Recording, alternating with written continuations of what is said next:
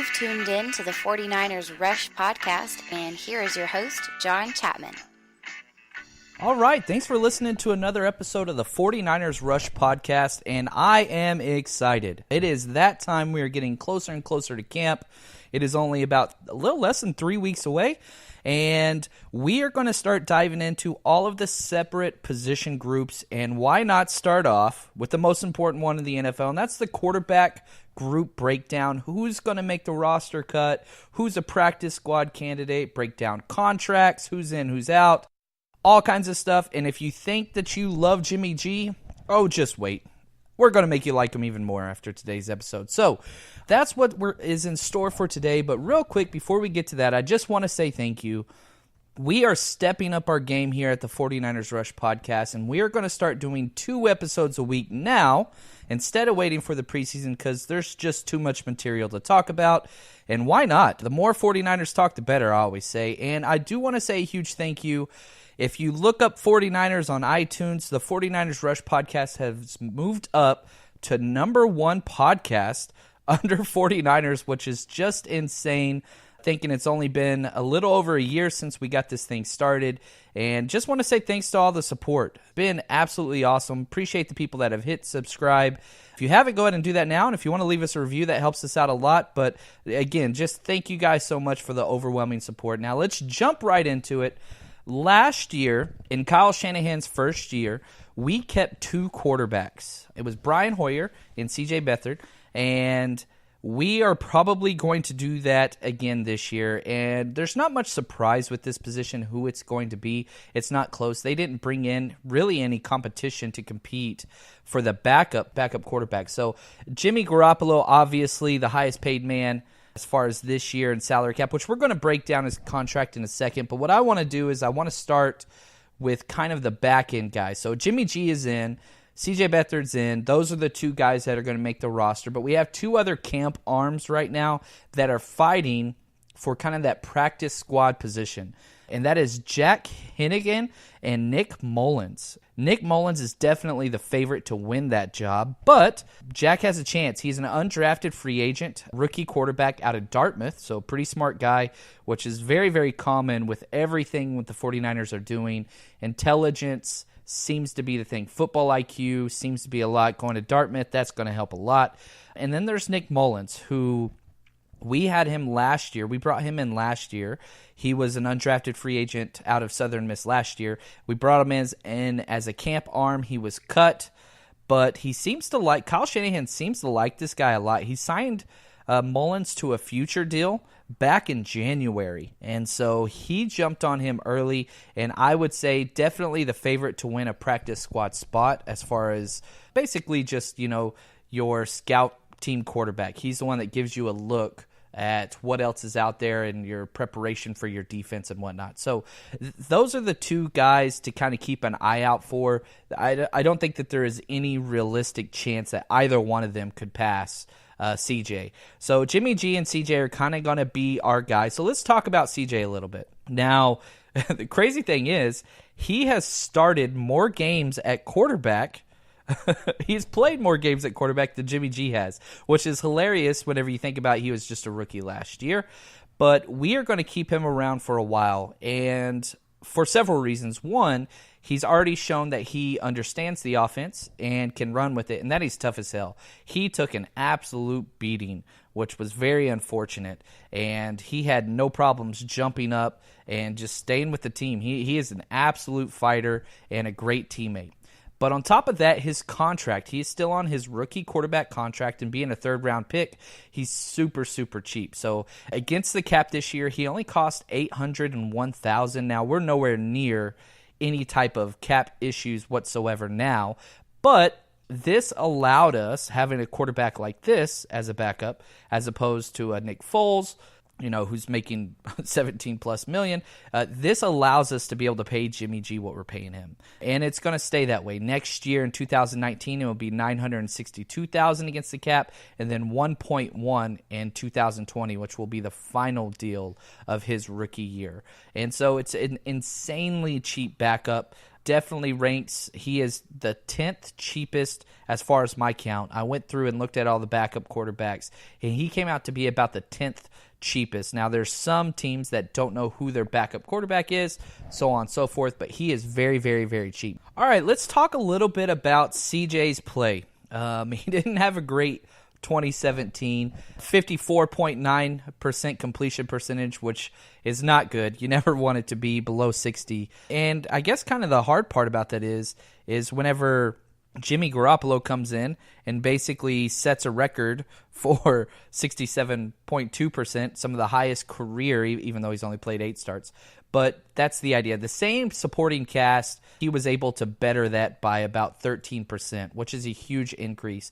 He had 224 pass attempts and completed 123 of those for 1,430 yards, 4 touchdowns, 6 interceptions. So you don't like to see that. But the kid is just tough as hell and is a solid backup option. You have to believe in this front office and how they didn't bring anybody in. They were 100% sold on keeping CJ as their backup option and kind of mentoring him and allowing him to grow into this system. So you got to just believe in the front office, and this is their guy. There's still lots of cheap quarterbacks out there that they could have brought in. They could have drafted somebody. This is a very deep quarterback class, but they liked what they saw in CJ. So he is going to be around for a while, and I'm very, very excited about it. And I think the more time under this Kyle Shanahan system, the absolute better he will be. But if all things work out well, we won't see CJ on the field outside of the preseason and when we're up by 40 points against the Rams, which is going to happen, right? Now, what I want to do is I want to transition now, and let's talk about Jimmy Garoppolo. So I put a poll up on Twitter yesterday, and it just finished. I've been waiting for it to finish so that we could talk about this on the episode today. And the question was this: if you are starting an NFL franchise from scratch, how many quarterbacks would you take over Jimmy Garoppolo? And then I put, a poll. I listed all of the starting quarterbacks, even the new young draftees. And basically my options were this. How many of you think Jimmy is the number one quarterback overall and you would take him over every quarterback? Throw contracts out the window. This is whatever. You are building a franchise for this year and the future. 15% said Jimmy is their number one quarterback. And again, there are well over 100 votes here. Now, I do know I do have the 49ers following, so there are some biased opinions in there, but a lot of people jumped on from the fantasy community, which I'm a part of, and different things like that, and gave their opinions. 38% said 1 through 4 would they put up to 4 quarterbacks over Jimmy. And kind of the names that kept getting thrown out there were Aaron Rodgers, Carson Wentz, Deshaun Watson, and Russell Wilson. Those were the big 4 that were constantly kind of being mentioned, whether or not in that tier, but that's kind of where Jimmy is. And again, if we look at the numbers, over 50%, 52% say that Jimmy Garoppolo is a top 5 quarterback moving forward or better. Only 21%, which I don't understand, said 9 or more. I asked them to list which 9 quarterbacks they would take over Garoppolo. However, nobody did that. So I don't know if there's a little bit of a troll factor going on there, but if you remove the outliers from this, again, the idea is Jimmy Garoppolo is already elite, just in the minds of fans as far as what he can do now and his ceiling. His ceiling is beyond immense, and his contract that was signed reflected that. So you could talk about people, and you're going to hear about this. His contract is crazy weird. It is not a typical contract, and I must say, Parag is a genius. Our financial guy that kind of sets up the contracts and what goes with the cap and against the cap and all these different things.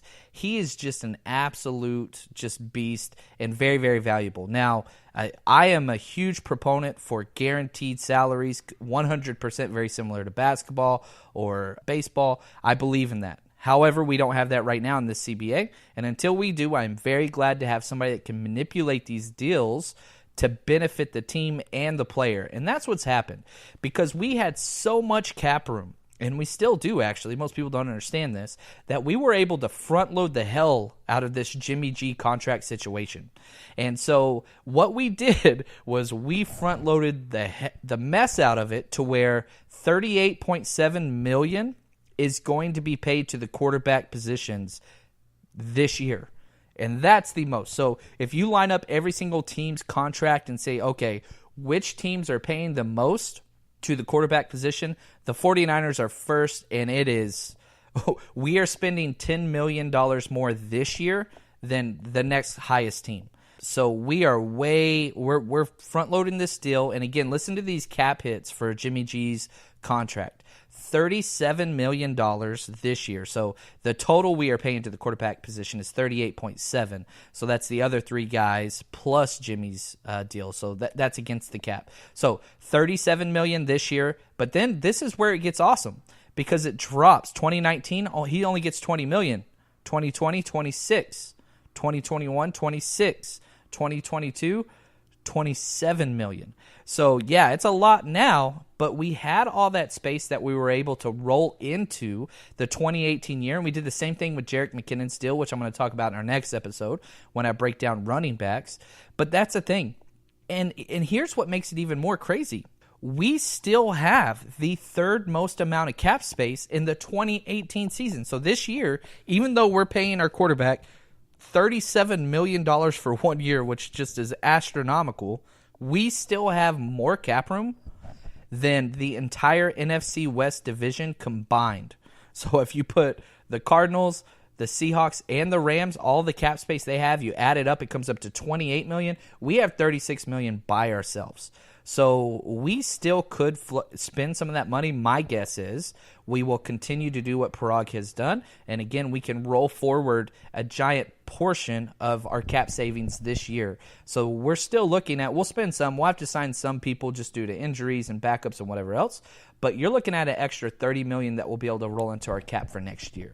So again, if you hear somebody talk about Jimmy G being a terrible contract and all this stuff and the Niners are dumb, they have not looked at the details, which says we had a lot of space. We had the most space, and we manipulated this deal so that our future is fine. Again, we're paying $20 million. Sam Bradford signed for $20 million this year. That's what we're going to be paying Jimmy Garoppolo next year. So just understand that we have insane flexibility just because of what our front office has been able to do. And for Jimmy G, this works out great. He hasn't made a lot of money because he's been on his rookie contract his entire career, and now he gets $37 million guaranteed straight up front, very first year. So it's a win for him, and it's a win for the 49ers because we have long-term flexibility now. So what I want to do now, I want to jump into some crazy statistics that I've been able to find on Jimmy Garoppolo. Because one, I think he is amazing, and the stats are just, they are in his favor. Again, you have to understand he has started in 8 games. That's it. That's all that he has done. I get where everybody says, well, you got to wait. He's only played this much. I get it. I totally get it. But let's talk through some of these things, okay?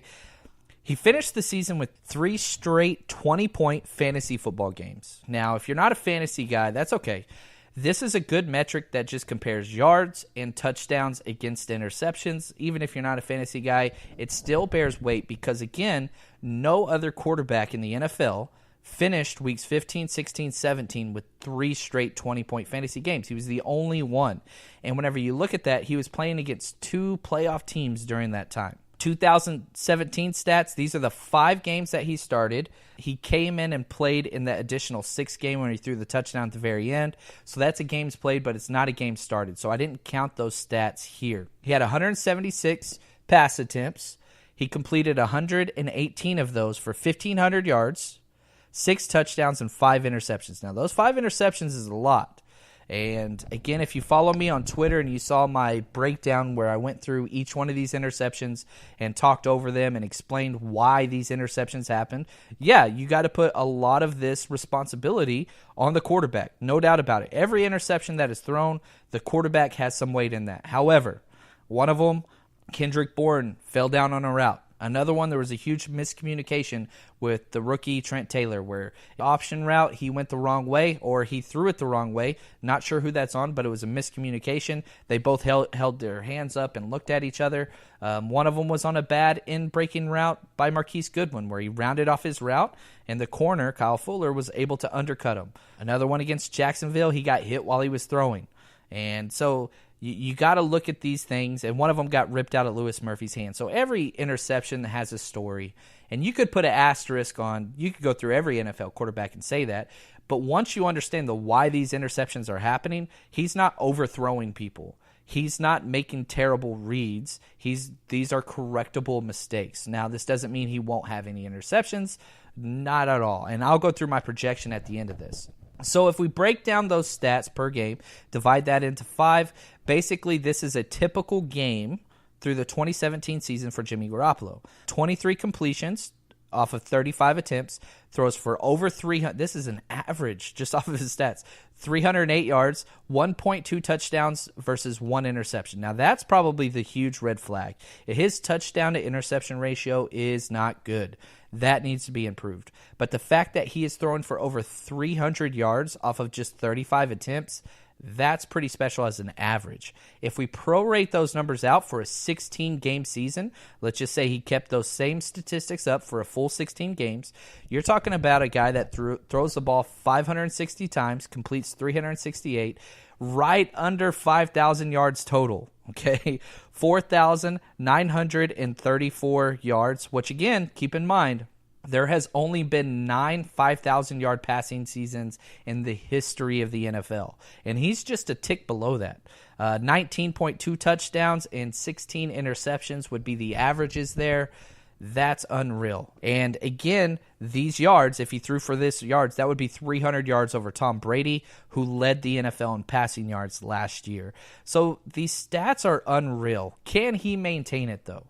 That's kind of the thing. And once we look at his receiving core, remember, he never took one snap with Pierre Garçon.